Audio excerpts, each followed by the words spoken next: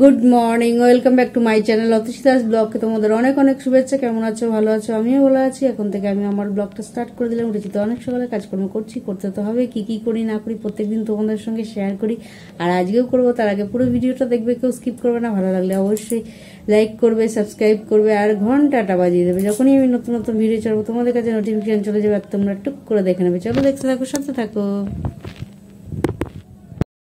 দেখো রান্নার এদিকে চলে এলাম, আর বাজার চলে এসছে। বাজার থেকে আজকে চিংড়ি মাছ এসছে, আর লাউ দিয়ে এখন চিংড়ি মাছের ঘন্ট বানাচ্ছি।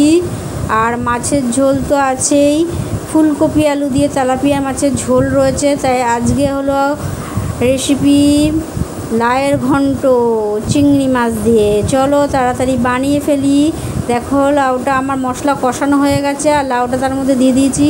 আর লাউটাকে ভালো করে মশলাটা মাখিয়ে নিচ্ছি যাতে লাউটা একটু মজে। আর এদিকে দেখো চিংড়ি মাছগুলো ভেজে তুলে রেখেছি। খুব ভালো করে চিংড়ি মাছগুলো বেছে নিয়েছি, নিয়ে ধুয়ে টুয়ে নুন হলুদ মাখিয়ে ভেজে নিয়েছি। আর চিংড়ি মাছগুলো আজকে অনেক বেশ বড় বড় এনেছে। দেখো এর মধ্যে দিয়ে দিয়েছি, কি সুন্দর লাগছে না? চোখে পড়ছে যে চিংড়ি মাছ দিয়েছি। আর ওই কুচো কুচো চিংড়ি দিলে একদম ভালো লাগে না। আর একটু টানাবো, কেননা একটু জল জল আছে, সেই জলটুকুনি টানিয়ে দিলে একটু তেলটা ছেড়ে আসলে তারপর নামিয়ে দেবো। তাই জন্য ভালো করে এখন নাড়তে থাকছি, নাহলে যদি তলায় ধরে যায় তাহলে আর খেতে ভালো লাগবে না, গন্ধ হয়ে যাবে পোড়া পোড়া। সেই জন্য যতক্ষণ নাতে জলটা টানছে ততক্ষণ আমি এটা একটু নাড়তে থাকবো। দেখো একদম আমার কমপ্লিট, আর তেলটাও ছেড়ে এসছে, বুঝতে পারছো তেলের ঝিলিক মারছে। আর এটা হলো লাউয়ের ঘন্টটা আমার একদম কমপ্লিট, দেখেই মনে হচ্ছে ফাটাফাটি হয়েছে, আর খেতেও দারুণ হবে। আর আমার লাউয়ের ঘন্ট যখনই আমি বানাই খুব ভালো হয় খেতে। চলো ঝটপট চলো বসে এখন রান্না করছি। আর কত মশাই খাওয়া হয়ে গেছে, বেরিয়ে গেছে নুনি, আর রান্না হয়েও গেছে।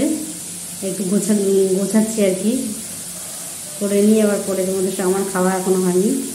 দেখো খেতে বসে গেছি, আর এখানে আছে ভাত, গরম ভাত, আর লাউয়ের ঘন্ট চিংড়ি মাছ দিয়ে। আর কত মশাই তো খেয়ে চলে গেছে, এখন আমি বসে খাবো। চলো এটাই আমার দুপুরের লাঞ্চ সেরে নিই। দুপুরের লাঞ্চ সেরে বাসনগুলো মেজে এখন বেসিনে ধুয়ে নিচ্ছি। আর কত মশাই তো খেয়ে দিয়ে বেরিয়ে গেছে, কোনো চাপ নেই। আর ধীরে স্থিরে করি, আর ধীরে স্থিরে খাই, ধীরে স্থিরে কাজও করি। চলো করে টোরে পরে তোমাদের সঙ্গে আবার কথা। খাওয়া দাওয়া তো অনেক আগে হয়ে গেছে, আর খেয়ে দিয়ে উঠে সমস্ত কাজকর্ম সেরে তারপর তোমাদের সঙ্গে কথা বলতে এলাম। আর কিছু কাজ ছিল, সেই কাজগুলো করছিলাম। আর মেশিনে আজকে আর বসিনি, ঠাকুরের প্রসাদে আপেল রয়েছে, এখনও খাইনি। আর কর্তামশাই তো আগেই খেয়ে দিয়ে বেরিয়ে গেছে, মাথার উপর ঝড় তুলে দিয়ে। এই কয়েকদিন ধরে তো তাই করছে, কালকেও তাই করেছে, আজকেও তাই করেছে। রান্না হতে হতে না হতেই খেতে দিয়ে দিতে হয়েছে। মাছের ঝোল দিয়ে ভাত খেয়ে গেছে, লাউয়ের ঘন্ট এটা দিয়ে খেয়ে গেছে। লাউয়ের ঘন্ট অর্ধেক হতে হতে খেয়ে গেছে। আর তারপরে আমি অনেকটা বাদে, কর্তামশাই চলে যাওয়ার অনেকটা বাদে সব মুছে টুছে পরিষ্কার করে তারপরে ওখানে, কেননা মশলা টশলা বেটেছি, জল টল পড়েছিল, ওগুলো সব চেঁচে পুচে পরিষ্কার করে তারপর খেয়েছি। ভাত একটু খেয়েছি আজকে দেরি করে, অনেকটা বেলা করে খেয়েছি। ওই জন্য আজকে ঠাকুরের প্রসাদটা আর খাচ্ছি না মানে ভুল। এখন পর্যন্ত খাইনি, এখন হয়তো বসে বসে খাবো, কেননা এখনও আসিনি। একটু দরকারে গেছে এক জায়গায়, একজনের সঙ্গে গিয়েছে, মানে এক জায়গায় একজনের বাড়িতে গিয়েছে কিছু প্রয়োজনে হয়তো, যাই হোক সেই জন্য গেছে দরকারে। এখন কখন আসবে জানি না, সেখানে কাজ মিটলে তারপরে হয়তো আসবে। আর ততক্ষণ বসে আমি তোমাদের সঙ্গে ভাবলাম একটু বকবক করে নিই, আর সারাদিন কি করলাম না করলাম সেটা যতটা পারি তোমাদের সঙ্গে শেয়ার করি। আর আজকেও করছি, করা তো স্টার্ট করে দিয়েছি।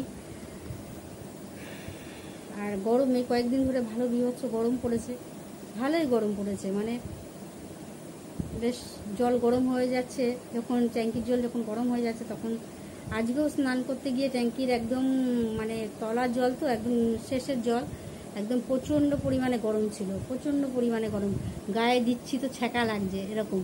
আর ওই গরম জল একবার ভাবছিলাম মাথায় দেবো, কিন্তু দিতে তো হবেই। কেননা দেখো আমি স্নান করে রান্নাবান্না যদি করি কোনো সময়, আবার কোনো সময় বাসি নাইটি ছেড়ে বা বাসি জামা কাপড় ছেড়ে এমনি রান্না করি, মিথ্যা কথা বলে লাভ নেই। করি কেন করি, মানে আমার জায়গাটা এমনি বদ্ধ। তারপরে এই মাছ মাংস তারপর যাই আনে সেগুলো বাছতে হয়। এবার গায়ের মধ্যে রস মস তো ছিটকায়, আঁশ ছাড়াতে গেলে আঁশ ছিটকে আসে।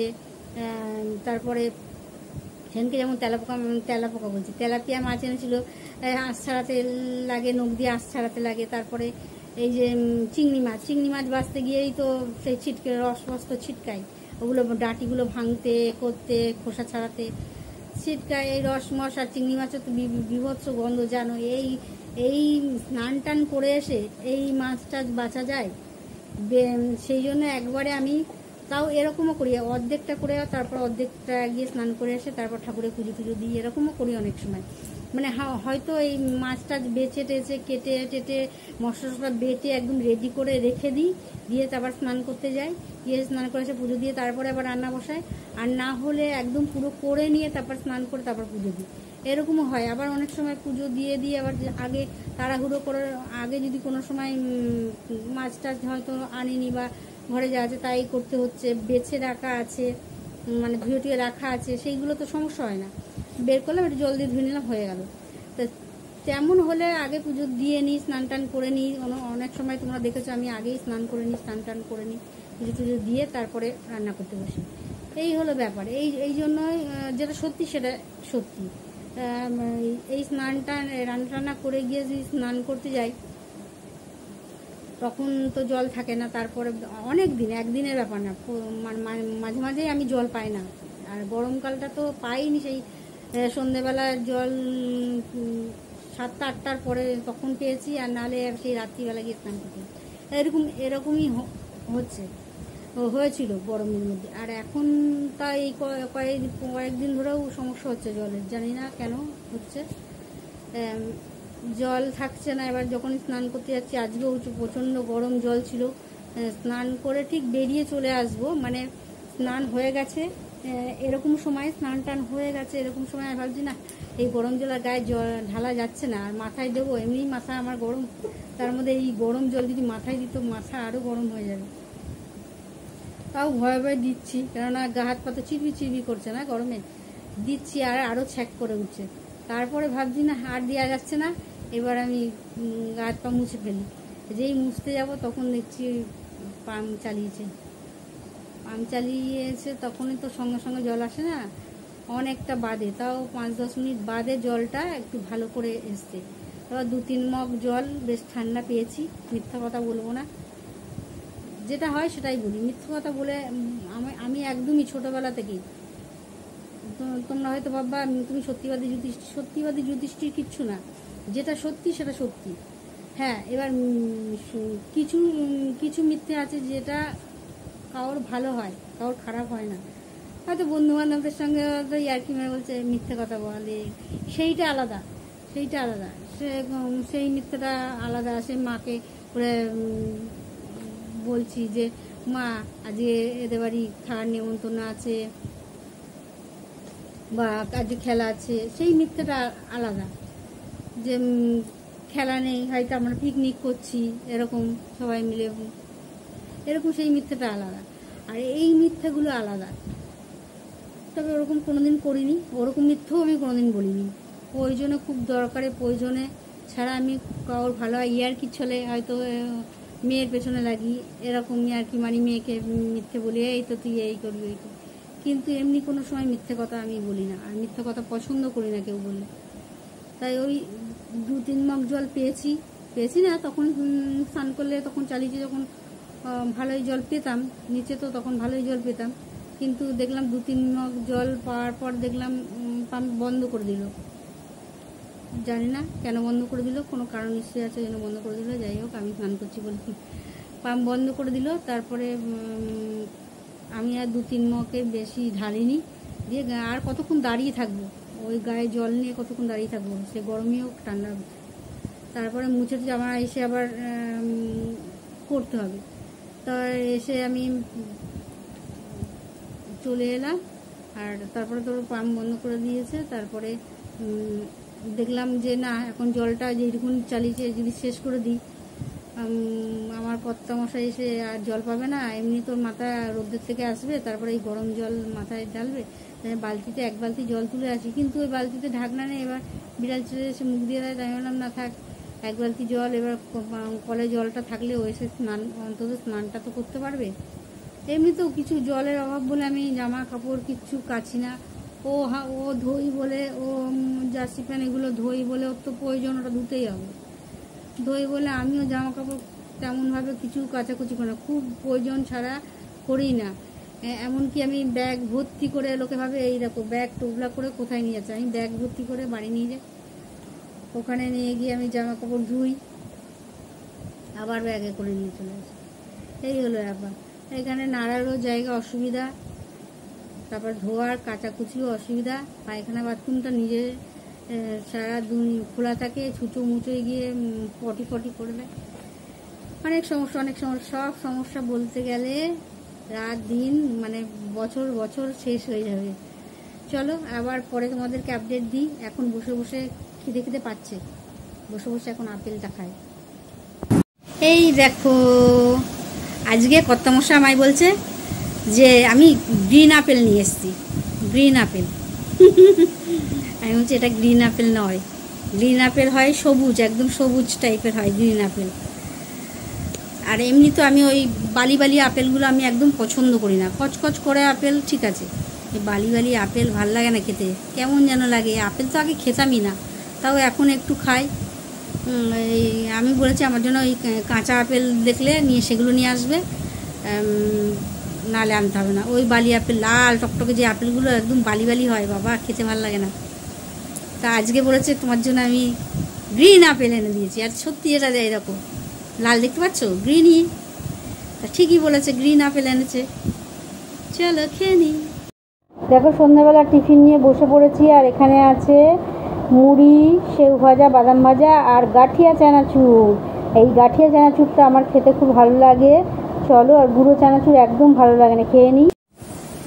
এই সবে মাত্র রাতের খাওয়ার শেষ করে সমস্ত কাজকর্ম সেরে তারপর তোমাদের সঙ্গে কথা বলতে এলাম।